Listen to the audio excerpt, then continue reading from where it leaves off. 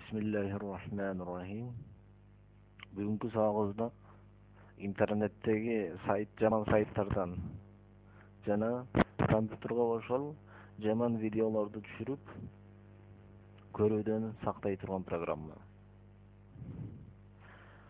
Сайттарды жаап салуу. Бул программа менен көптөгөн ишти кылса болот. Мисалга интернеттеги жаман сайттарды ушул программанын ичине киргизип коебуз. Жана кимдир бирөө кирем деген болсо, автоматически ошол сайт жабылып калат. Эч ким кире албайт, жана интернети жок деле компьютердин өзүн деле сактайт. Жана балдар кино көрөм деген болсо, же жаман видеолорду көрөм деген болсо, аны да бул программа автоматически өзү көргөзбөй сактай берет. Бул программа жөнүндө тааныштырабыз азыр. Буну интернеттен кандай түшүрүп алабыз? Ошону силерге көрсөтөйүн. Google'га киребиз. Google баарыбыз эле белгилүү билебиз. Spaces.ru деген бар. Spaces.ru буга киребиз. Биринчисине киребиз, Spaces.ru дегенге. Андан кийин бул жерге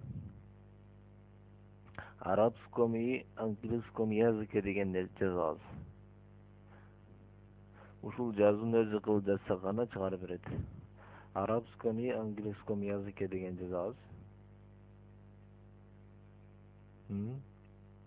Арабском и английском языке деген. Андан кийин найтини басабыз. Бул жерде запись обсуждение программа прочее дегенге киребиз. Биз прочее дегенге киребиз. Биздин программа ушул жерге жайгашып калыптыр, прочеге. Андан кийин бул golden filter дегенге киребиз.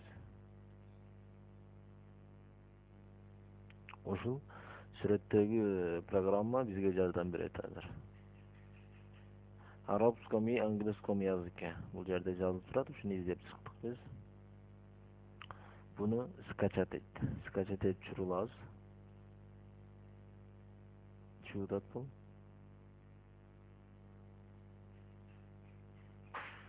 Жана бул түшүп бүттү. Мындай болуп түштү. Ачабыз муну. Бул программанын үстүнкү сүрөтү ушундай.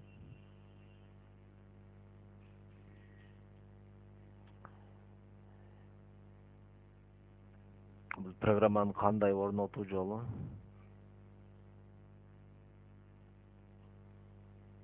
Мен силерге көрсөтөм азыр. Бул программаны орнотобуз. Мында басабыз. Орноп жаткан кез азыр. Нехти басабыз. Нехт. Экинчи жолу басабыз. Жана бул компьютердин кай жагына сактайбыз. Жана окей кылабыз.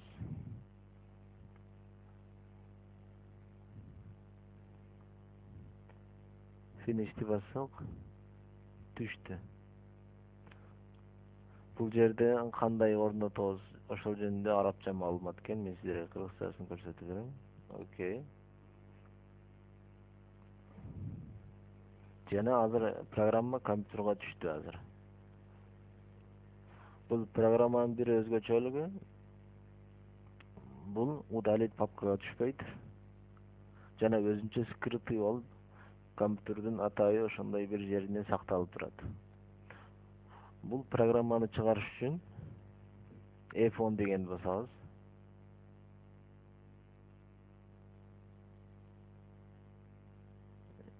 F10 дегенди. F10. F10 дегенди басабыз.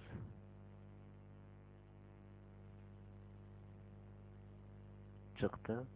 Мунун паролу админ.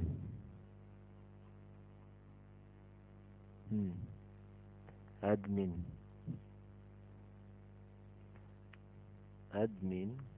Андан кийин окей кылабыз. Программа бизге чыкты. Бул программанын биринчи бети ушул. Жана бул программаны кандай иштетебиз? Бул стоп дегени, бул стопту баспайбыз.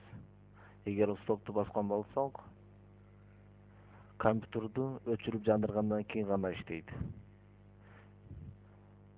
Бир убактылуу бир сайтка кирем деген болсоңуз, мисалы, бул жерге Азаттык, Сберкейджи дегендерди да киргизип койсоңуз болот. Аны азыр көрсөтөбүз, Кудай буйрса. Ошон үчүн Азаттыкты да бул жерге киргизип коюп, аны Азаттыкка кирем десеңиз, бул жабылып калат да. Ошон үчүн стопту бассаңыз, ал программа иштебей калат. Ошон үчүн биз муну басабыз. Күлүп турган болсо иштейт, күлгөн эмес болгон болсо иштебейт. Күлүп тургандай кылып коебуз дагы биз сайттарга кирип, мисалга Google.ru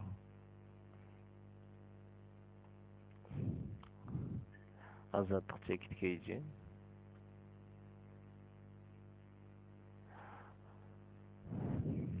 Азаттыкты баскан болсок иштеп жатат Азаттык азыр. Бул жерге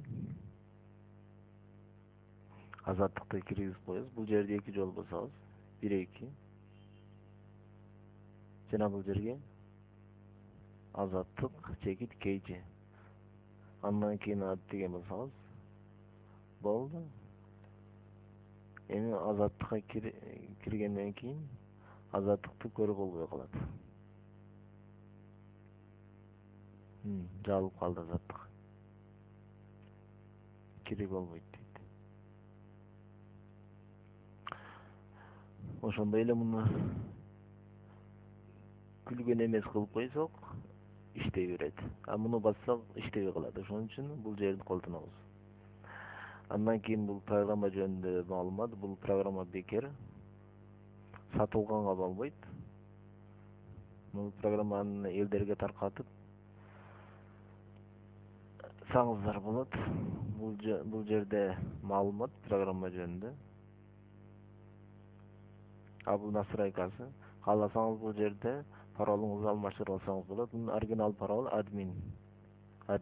Бул жерге биз жаңы парол жазабыз. 1 2 3 4 5. Кайталап жазабыз. 1 2 3 4 5. Андан кийин окей кылабыз.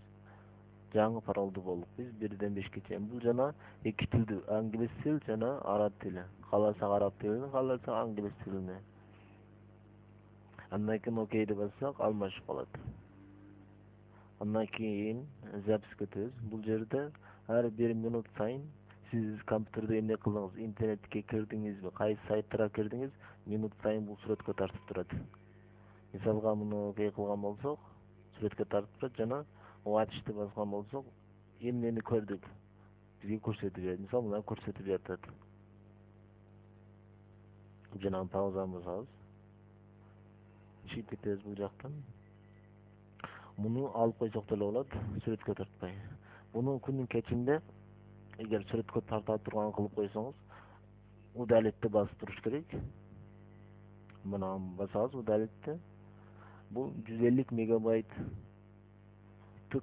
сүрөт тартат экен 24 саатта. Ошон үчүн күнүңүзүн күндө өчүрүп турбасак, компьютерибызга вирустар кирип же кыйла жайды ээлеп калат экен. Ошон үчүн бул жерде күнүңүзүн удалык кылып турабыз. Андан кийин бул жерде компьютердин ичинде кайсы эле программаны скрытый кылып көргөзбөйм десеңиз, бул жерде скрытый кылып койсоңуз болот. Бул жер саат, мисалга саат 12ден кийин, 12ден эртеңки саат 8ге чейин компьютерди өчүк болсун десеңиз, 24төн саат 8ге коебуз тагын. Бул жердин аны толтуруп коебуз. Андан кийин сохранить басабыз. Саат 12ден 8ге чейин компьютериңиз иштебей калат. Ошон бул сайттарга кире албайт эч ким. Муну алабыз десеңиз, удалитти басабыз. Ачылды. Skype, андан кийин бул жерде каалаган сайтыңызды, каалаган жазууларды киргизип койсоңуз болот. 2 жолу басабыз. Бул бүтүн ошол колдонбой турган жазуулар экен. Дүйнөлүк. Ал биз деле бул жерге кыргызча же англисче жазып койсок болот. Кыргызча сайттарды мисалы супер KG деп койсок, мисалы басабыз, супер KGге эч ким кире албайт эми. А муну удалить кыла десеңиз, делать удалить басабыз, андан кийин удалить басабыз, андан кийин сохранить бассак, азаттык жана супер KGлерди кеңири көрө беребиз. Бул ушул менен кыскача маалымат. Жана бул программаны кайта скрытый кылыш үчүн F9 басабыз. F9 бассак жоголуп кетет. Жана F10 бассак кайтып чыгат. Жана жаңы пароль жазабыз. Биз паролду өзгөрткөнбүз 1 2 3 4 5. Андан кийин окей, бул программа, бул стопту баспайбыз жана бул жерден колдонобуз. Ушуну менен кыскача сабагыбыз жыйынтыгына келди. Бул программа бекер, жакшы колдонуңуздар. Аллах разы болсун сиздерден. Ушуну менен бүттү кылайлы. 9ду басабыз кайра. Жана окей.